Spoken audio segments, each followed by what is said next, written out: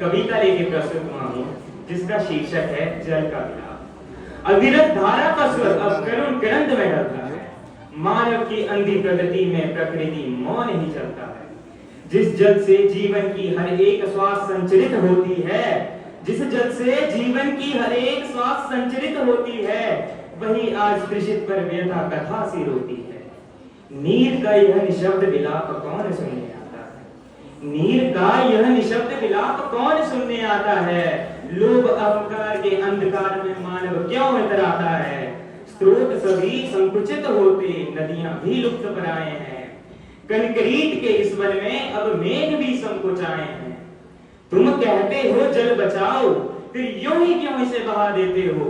जल ही जीवन कहते तो हो, पर आचरण में क्यों नहीं निभा पाते हो? कल देखा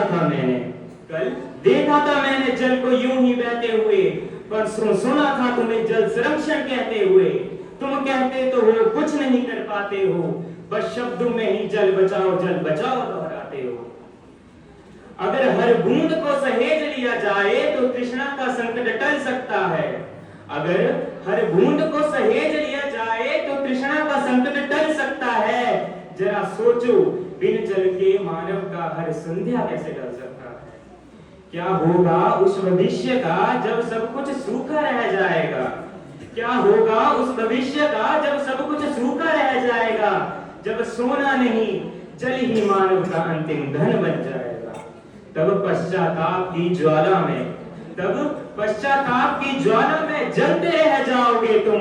एक बूंद के लिए तरस कर समय को खो जाओगे तुम। अतः समय की पुकार सुनो, चेतना का दीप जलाओ। जल संरक्षण के संकल्प से जीवन का मान बढ़ाओ, अन्यथा इतिहास लिखेगा मानव की यह भूल प्रखर। जल था पर बचा न सका, अपने ही हाथों से नष्ट कर।